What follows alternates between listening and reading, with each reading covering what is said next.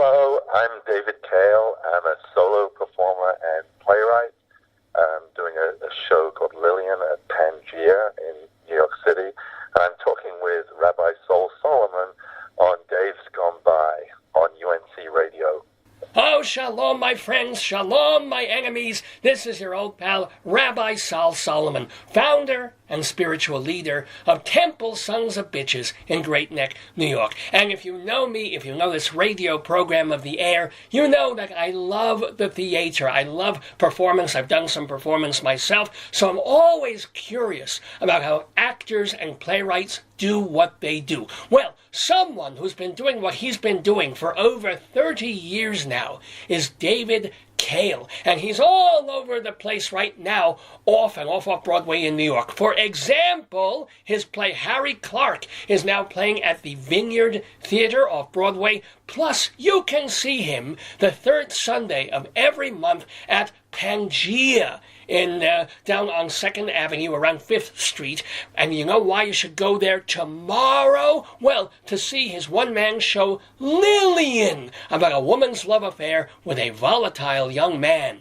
Ooh, we're going to ask him about Harry Clarke. We're going to ask him about Lilian. We're going to talk to David Cale in the neighborhood. Shalom Dubit. Hi. Hi, how are you? Yes, you're a little taken aback by that introduction. Most people are.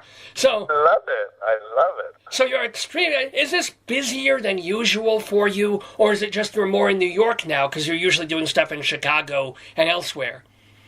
It's the busiest I've ever been. Ooh. I have Harry Clarke running with Billy Crudup at the Vineyard Theater, and I'm doing another show of mine on at Pangea called Lilian, and then I have a show opening at the Public Theater in January called We're Only Alive for a Short Amount of Time. And then the third Sundays of each month at Pangea, I do a singing show of all my songs. So it's really busy right now in a fabulous way. I'm really enjoying it. Well, you've been at this for literally 3 decades. To what do you attribute the sudden burst of activity this past year? It's mysterious to me. It's wonderful, and I don't know. I think I kept writing things when there was sort of less interest in what I was doing, and then there was 5 months ago there started to be some interest in putting on new shows of mine, and I had been writing all along through the time when there was sort of when people weren't so interested. So I had some things to work with, and suddenly they're all sort of popping up into production. It's really exciting. Now, in the fallow times, how did you... The fallow times, that's a very good word. I mean, did you have a great voice? Did you do voiceover work, or did you have to do jobs, or what? No, I sometimes act in things, so I managed to sort of hang in there between acting and occasionally performing, but it was a very sort of fallow time, and then the Vineyard Theater actually, my friend Sarah Stern, who's one of the co-artistic director of the Vineyard Theater, she wrote to me on a Sunday, and she said, "Do you have anything?" This was in July, that could go into production in the fall at the theater, and I sent her 3 scripts that I'd been working on, and they were all sort of ready to go. And Harry Clarke happened. They're very, very quickly. It's the fastest the show's ever gone into production. And it's Audible.com. It's their first venture into theater. They're the co-producers of it. And then Billy Crudup, I wanted Billy Crudup to act in it. It was my dream scenario, and he was available. He wanted to do it, and it all kind of came together very quickly. Well, tell us what Harry Clarke is about. What's the plot? It's about a very shy, timid guy from the Midwest who, growing up, could do a very good English accent and was convinced that he could be himself if he had an English accent. And but as a child, he has this character called Harry Clarke that he does, who's this sort of very freewheeling, uninhibited Cockney guy, completely opposite to Philip, the boy. And when he moves to New York as a 20-something-year-old and just presents himself as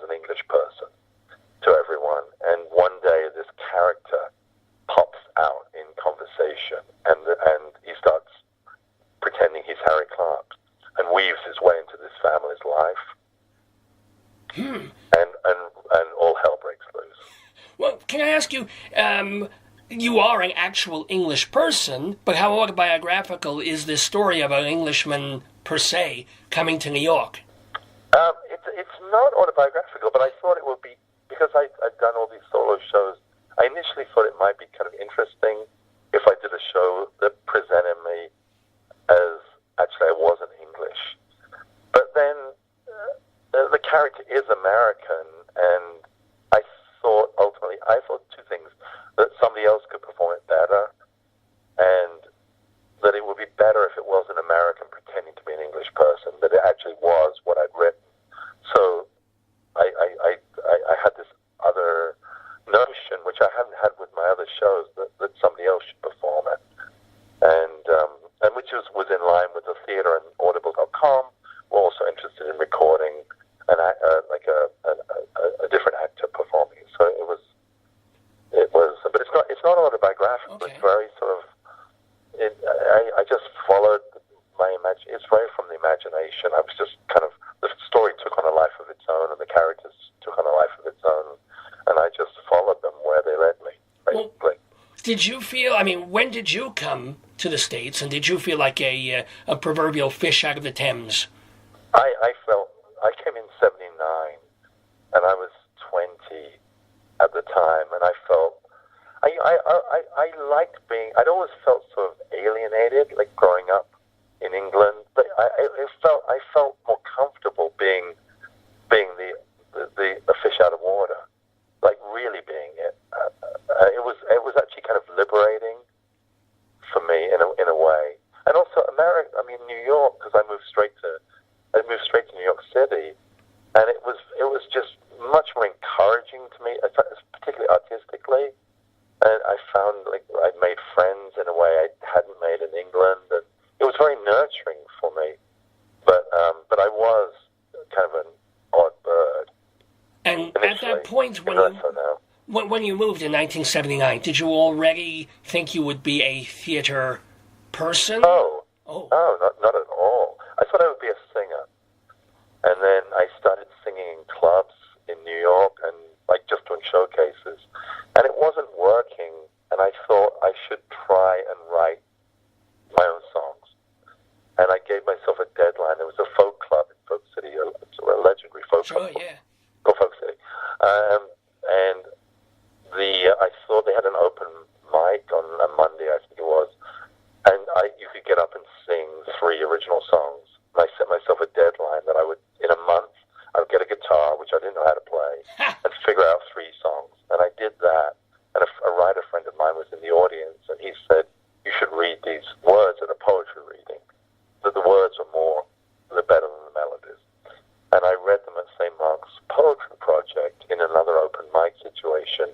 But I was so frustrated from not having any kind of success artistically that I sort of dramatically hurled these songs out like they were little teeny monologues, dramatic monologues, and people were much more invested by them. And then somebody there said, "Take them to this theater, West Best Theater in the West Village. They're doing an evening of this kind of thing." And before I knew it, I was doing monologues, but it was very organic the way it happened, but it wasn't my intent.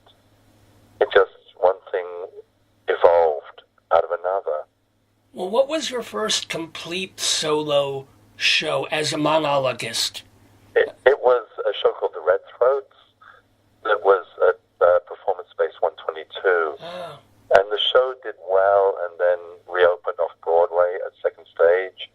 And then it toured nationally. It went to the Goodman Theater. It was at the Mark Taper Forum, at Taper 2, a sort of smaller theater in Los Angeles. But it suddenly went to these major venues. And I was then known as a monologuist, but it wasn't what I set out to do, and I'd never been trained as an actor. And there was no director on the shows. I was just figuring it out all by myself. And then the second show I did was called Smooch Music, and I added music to that and live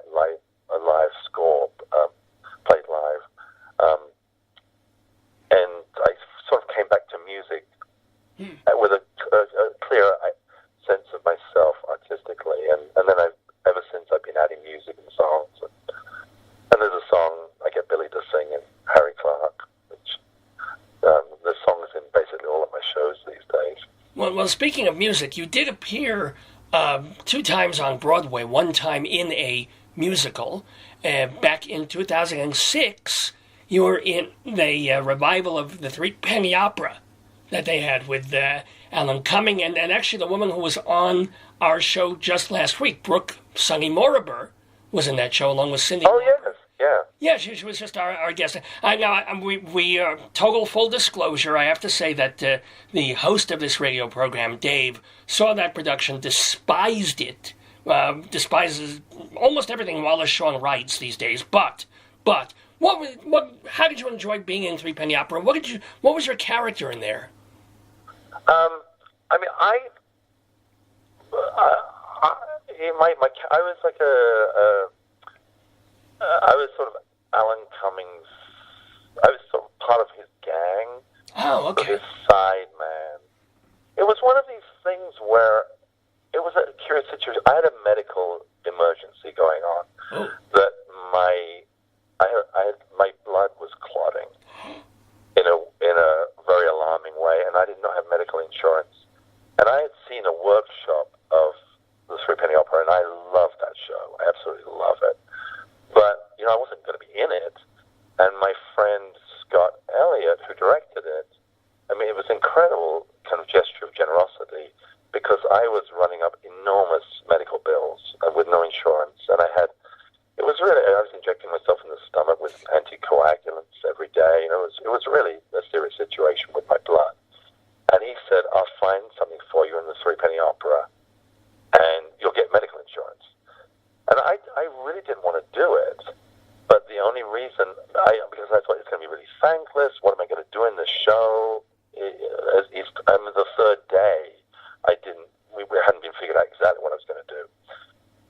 But then I fell in love with it, and it got more and more interesting, and I loved the show. I loved performing in it, and I know it divided people tremendously, but I thought it was fabulous, and the music was out of this world. So this thing that I really didn't want to do, I ended up loving. I absolutely loved it. Wow. And the role, oddly, they kept adding to it, to the point where by the end of it, Equity stepped in and said, he's got to be redefined as a principal. They just kept adding little bits for me to do. So it ended up being a very satisfying experience for me, and incredibly generous on Scott's part that he did that. And it got me my medical insurance, and the blood stopped clotting. And I've got to say, that is a we all lived. Yeah. How's your blood, by the way? The blood's fine now. Thank God. It's really funny. There was one night where we got booed, and I've never been in a Broadway house where someone's booed, and I thought it was quite fascinating. And the cast was quite thrown by this. And then years later, I was in Berkeley. I had a show of mine called Palomino that was going to open in Berkeley, and they flew me out for a fundraising event and to sort of promote the show and what have you. And they introduced me. It was in this garden party, and the artistic director, Tom Ross of Aurora Theater, he said, well, this is David. He was in the Threepenny Opera on Broadway. And then this guy came up to me, like a patron of the theater, came up to me and said, I saw that show. I hated that production. In fact, I booed. So I met the booer. You met Berkeley. the booer. That is... Booer. Wow. And did you say anything to him? Did you say, boy, that was not very nice? Or, I thought it was interesting that somebody had such a strong response. I didn't take it personally. And I know there were some people loved the production. Many friends of mine loved it, and other people hated it. But he booed at the end. He didn't boo during the show. He waited when... We didn't take a curtain. We never took a bow, which irritated people. We just walked off the stage. But as soon as we walked off, there was this loud booing. And the Studio 54, where that took place, was built as an opera house. And the acoustics are extremely good. So a boo can go a long way. Wow, don't tell that to the roundabout. So if they do a stinker there, anybody who's going to go see it knows, my boo's going to count now. It will count. Yeah. But really, we did one show with that. It was fabulous. There was one night where the computer crashed, or whatever controlled the sound, and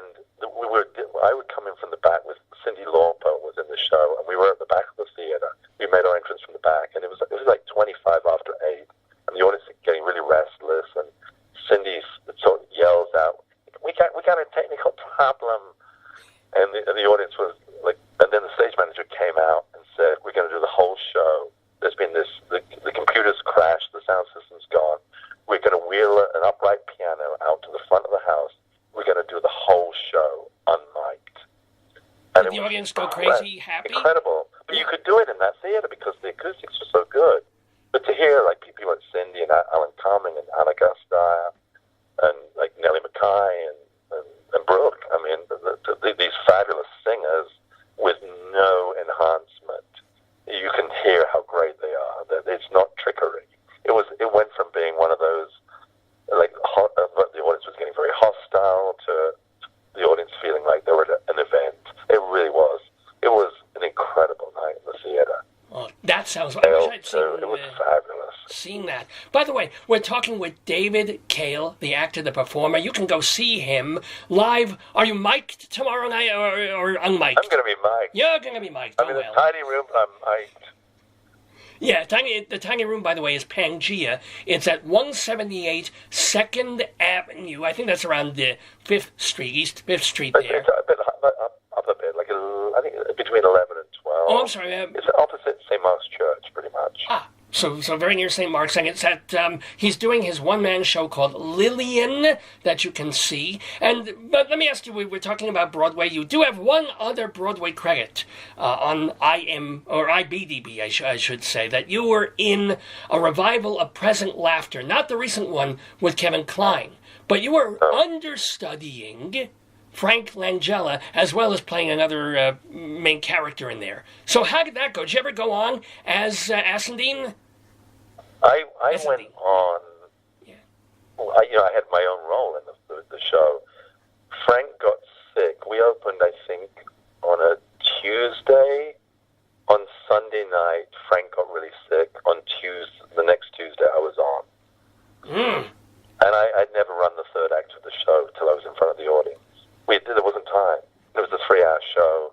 I wasn't off book. I was like improvising. I didn't know the blocking. Oh, okay. The three performances. The second play I'd ever been in. So it was a wild experience. Did the audience they got on your side? They knew they were okay with it? Yeah, the audience was really wonderful, and I got a very good response from the audience. But it was a show that was Frank Langella is this, Frank Langella is that, Frank Langella is, the reviews outside were all about Frank, and then suddenly Frank's not in it. So it was, but the audience was really generous, and it's all 3 nights. I mean, people were standing at the end, and I got some really lovely notes from audience members about it. Oh, good. It was actually, in a funny way, it was more, because I was used to doing monologues, and I'd never, I'd only been in one other play, and that was a few months before Present Laughter. And this, because the Noel Coward play was really almost like it was such a sort of star vehicle that in a way it was like a monologue with appendages. And there was something more familiar to me that to drive the whole thing. That's what I was used to doing, but it was harrowing too because I didn't know the script. I really wasn't off book properly, and I didn't know the blocking, so you had to sort of follow me around. And I didn't have any clothes. I was wearing some of Frank's clothes. It was very like an emergency situation, but it came out. It was very warmly received by the audience. Good. And the audience was very kind. So and they had the opportunity. I mean, the deal was you can come back and see Frank in it, but don't go. Come and see David. And people stayed. That's wonderful. I mean, I'm glad because actors, the famous ones, they tend to get post-opening itis. Invariably, they build up. They're working. They're crazy. They go through previews. The critics see it. They get through opening night, and then somehow magically they come down with leukemia the next week. Yeah, they get sick. Yeah. Yeah. Well, what was also complicated for me was that we opened, and I wasn't reading any reviews on the show. But I came in, and Frank and I were very close, and I mean he was very very kind to me and sweet. Oh, good. And he was like, "How are you? You okay?" And I was like, "Frank, I don't read reviews." But then I read the reviews. I got terrible reviews, so it was really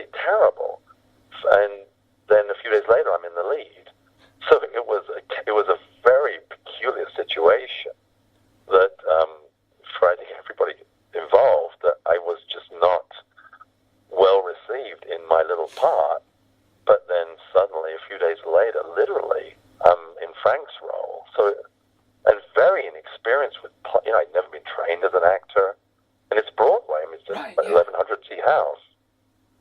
It was wild. I mean, it was like the actor's nightmare in a way. It really, I mean, especially since I didn't think of myself as an actor, so and I was very ambivalent about it. And I said no originally when they asked me to understudy. I said I didn't want to do that, and I wasn't sure if I wanted to do the play either. I mean, as much as I loved the play, but it took me out of my own work for a year. I think the contract was for a year, and I was, I wanted to do my own work. So it was a little bit of a, and I wasn't pursuing an acting career on stage. I was in movies. I wanted to do movies. I wanted to do my own work. But I was very sort of ambivalent about acting on stage. I just want outside my own work.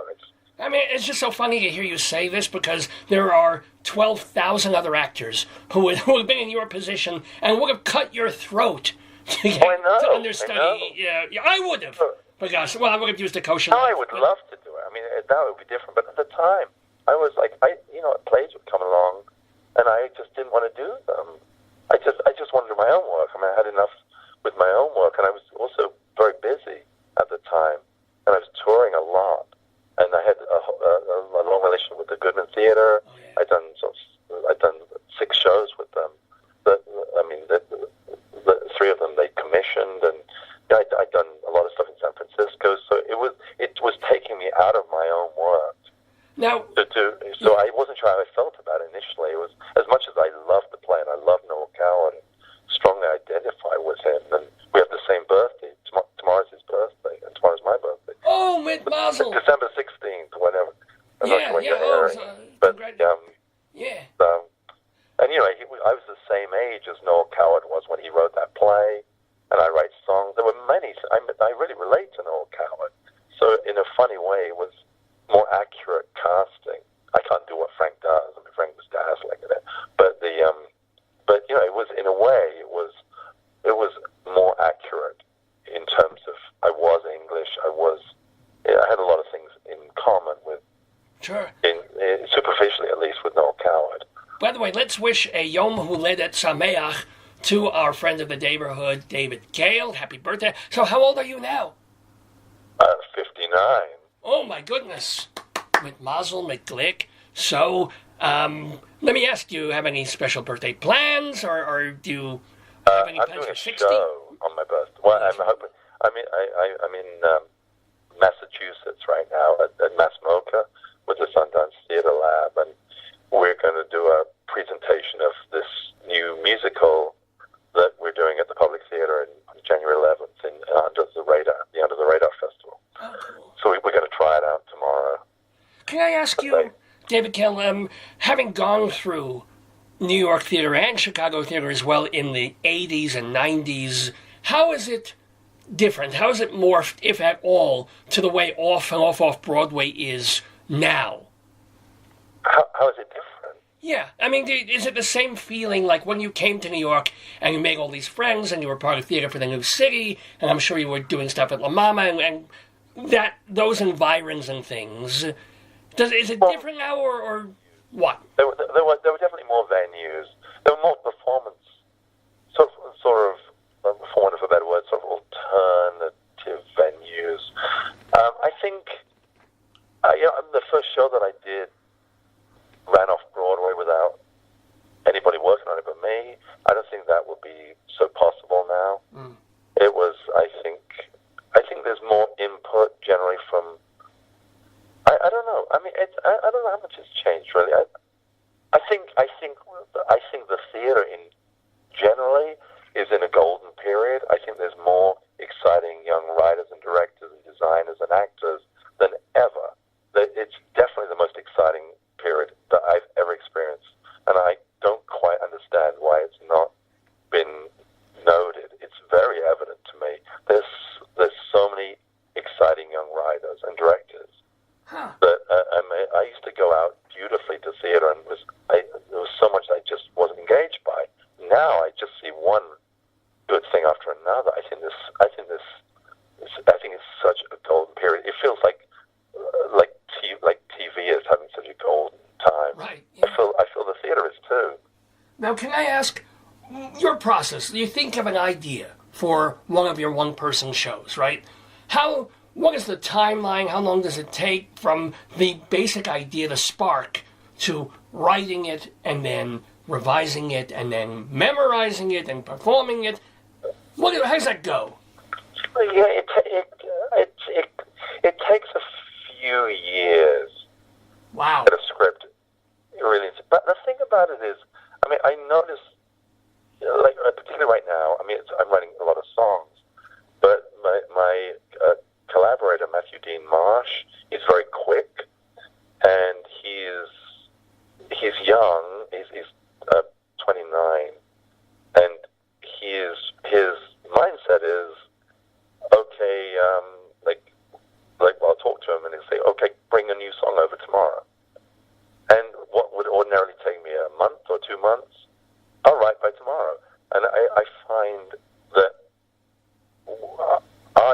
I can actually write much quicker if somebody is actually putting a fire under me or giving me a deadline. Right. So where I've taken years to write things, I think if somebody said, we need a show for January 21st, we need a script, and if I had nothing else to do, I could probably come up with something. Probably the same amount as if somebody said, you have till 2020 to write this. Deadlines are the great motivator. They really are. There's something about them. Everything else falls away, and you get into a work mode. Yeah. Yeah. Also, when somebody, because I procrastinate a lot, and I've just gotten better at procrastinating and more sophisticated with it, and it's like, and time, we don't have all the time in the world, obviously, and it's like, I want to be doing things, and I want to be as productive and force myself to do as much as possible and really challenge myself. So it's very good for me to collaborate with people that expect me to come up with something quickly or just come up with something. I don't have the excuse of saying I didn't have an idea. Yeah, I have to have an idea. Speaking of ideas, even if it's a bad one, it's got to be something. Can I ask, over the years now, as you said, you're seeing more and more good theater than when you're going to see your friends and colleagues and cohorts perform and stuff. But what have been the most life-changing theatrical experiences that you've gone to see over the past 30, 40 years? The most life-altering... Well, the ones that really knocked your socks off. No, the first one, in a very, very substantial way, was Bette Midler in the 70s, where I saw all 6 performances that she did in England. I saw all of them. I saw 3 of them from the front row, and that was life-altering. Well, it was life-altering because at some point you wound up in her Mondo Biondo TV show. Well, that was that too, but I'd never seen a performer that was moving, funny, 1 minute, very affecting and emotional the next, could kind of unify a group of... It was like a performer as liberator. Ooh. I'd never seen anything like it. It was astonishing. It was life-affirming. It unified this group of strangers in the audience. She was galvanizing. You were in tears 1 minute and then you were laughing the next. She was absolutely extraordinary, and I'd never seen anything like it. And I thought, that's what I want to do in my way, however I can do it. That's my dream of being. So how did you go from what she's doing to me? Yeah. I want to do to other people. Wow. But how you went from watching her in the front row as a spectator, as a fan, and then actually meeting her and being on a show that had Bill Irwin and the Kipper kids. Well, one of those was her husband. But how did you get involved with what she was doing? I did a show at the Kitchen in New York City called Smooch Music, and my friend Scott McCauley, who was the artistic director of the theater at the time, of the Performance Arts Center, called me and said that Bette and her husband, Martin, her husband, had been looking at videos of me. Oh. And then she asked me to be a guest on, the producers or whoever it was that asked me to be a guest on her show, and it was really incredible for me. I mean, it was a profound experience. I mean, that she came back into my life in such a way. And, it's my closest friend is the production stage manager of Hello, Dolly. So she saw her back in my life. And he was the production stage manager on I'll Eat You Last, her solo show. So we've sort of crossed paths a couple of times since. And is she as nice in person as she seems? Oh, she's fabulous. I love her. Yay. Love her so much. And that she's so enjoyable in that show. I mean, the Hello, Dolly. I've heard the producer, the host of this radio program, saw Hello, Dolly with her a few months, and it's a wonderful production. Just hilarious. I've seen it 3 times. It's such an event. It's an experience. She's incredible. There's no one like her. She's an absolute original, and her powers are fully intact. She's still at her peak. So it's really meaningful for me to see and experience her. For all these years, I've seen her in so many sort of contexts, and she's been such a constant in my life in some way. Now, she was big. Sorry. I mean, and then when it came to the first Joseph Chaikin's theater, a very important theater creator director, he was very pivotal for me. When I saw he did a piece at La Mama in 1982 called Tourists and Refugees Part 2, that I thought I want to do that kind of thing, and it sort of edged me on, and people and then I love Samuel Beckett and Pinter and Sam Shepard. Then I started getting, and John Guare. I was very influenced by John Guare original when I started, and then performance people. Laurie Anderson was very, very important to me. Very. I see. I can sense that. And then other people I was around, because there were a lot of people doing interesting things. People like Karen Finley, I was very taken by, and Holly Hughes, and Spalding Gray, and Eric Bogosian. There was a lot of stuff going on that you just kind of fed you and inspired you, and it was a very fertile period in New York in the 80s. There was a lot of people expressing themselves. John Paley, very interesting performers, very original, and it was inspiring. There was a lot to be inspired by, and there was also a lot of support for it and interest in it. And it was a very, you don't realize it at the time, but it was a very fertile period artistically in New York City. Now, what's going on? A fair question to ask then, since you've said that you're seeing so much good work now, apart from seeing Bette Midler and Hello, Dolly, what is something over the past, let's say, 2 or 3 years that rocked your world? I love Annie Baker's work. I love the flick. I saw the flick several times. I love Max Posner's writing. His play The Treasurer that just closed at Playwrights Horizons. I love Claire Barron. Her writing, I think, is wonderful. Sarah DeLapp, her play The Wolves, I love that. Who else do I particularly... that A Doll's House Part 2, I thought was fantastic, incredibly acted and directed and designed. These kind of things, I feel I've left theater. I've been seeing shows repeatedly. Okay. In a way that I didn't. That kind of thing never used to happen. I mean, it happened with Joseph Chaikin or Charles Ludlam's work. I would see repeatedly, and performance. Some of like Laurie Anderson, I've seen many times. But in terms of plays, I mean, nowadays, if I like something, I'll just go back and see it again. And I find there's a whole slew of interesting writers and designers and directors and interesting actors. Some really interesting actors running around. So I think it's a really great period for theater. Well, speaking of interesting actors and writers to go see, and to go see over and over again, let me remind everybody that you can see David Cale every month. Was it the third Sunday? The third Sunday of every month. At Pangea. Noon.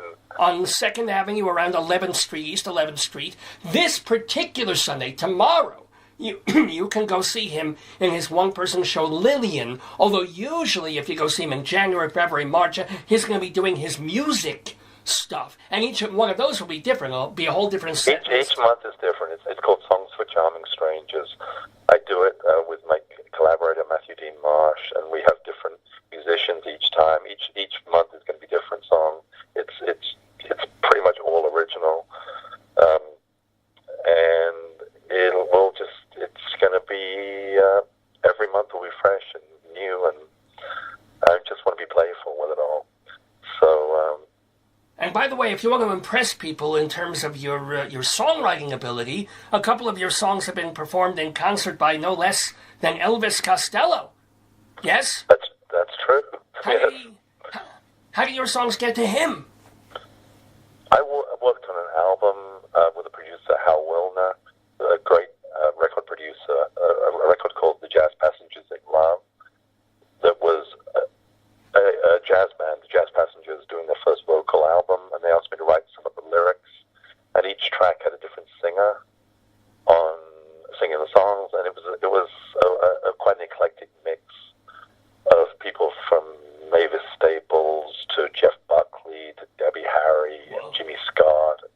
It was a very eclectic mix, and Elvis Costello heard the album and liked the album and started doing sort of guest spots with the band, and so he started singing. He sang, I think, 3 of my songs over at different times. You know, and it was sort of an ongoing thing. He's he's a very supportive artist. You know, he's very supportive of the Jazz Passengers and Roy Nathanson, the band's leader. Very supportive person. And actually, you mentioned Deborah Harry. She did one of your songs. Yeah, and then I wrote 5 or 6 at least. Ooh. I wrote a few for her that she recorded, and she became the band's singer. The Blondie was sort of on pause for a while, and so she was touring around with the band, and she is incredible. I mean, she's an incredible human being and an incredible inspiration to me. Oh. The way she is in the world and her artistic life. She's a great lyricist, too. I always felt she was sort of it's very easy to overlook what a good lyricist she is. I mean, a lot of these Blondie songs, she's the lyricist, and her lyrics with Christine's music. But she's someone I adore. I really adore. And another person I want to bring up who's done your songs is Richard Butler of the Psychedelic Furs. Oh, yes. Oh, yeah. That was really exciting for me. I love the Psychedelic Furs, and we were in the studio for a day, and he's only recorded, I think, a Vile track on Lost in the Stars, another Hal Wilner record, but he only recorded with the Psychedelic Furs. I think it was the second song that he'd ever sung that wasn't a Psychedelic Furs song, and he's got that voice. It's so distinct. Yeah. I was in heaven that day with him. A fabulous singer and a lovely man too. Very interesting. He's a visual artist too. He's an interesting person too. It was really an honor to have that experience with him. Well, it has been an honor to be experiencing the presence and the voice of David Cale. David, I have 2 more quick questions for you before we let you go. First of all, gotta ask, because I ask this of everyone, are you Jewish? No, but... Oh, damn it. But many people think I am. I have many Jewish friends. Well, you're in theater. Of course you have Jewish friends. Jewish friends... Before that, I always did as a little kid, even in England, where there weren't so many Jewish people. I managed to be taken in by the Jewish families. Yay.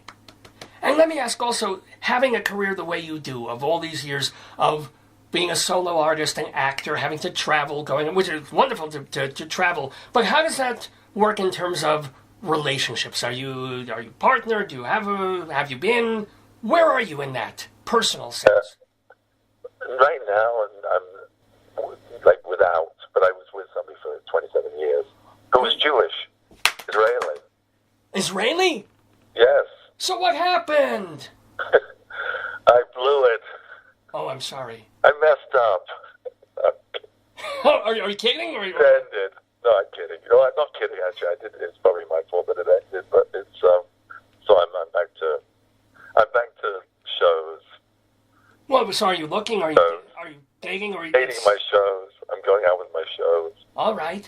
Hey, when the time is right, dinner with my shows. You'll meet another Jewish person, and you never know. You never know. You never know. It's really true.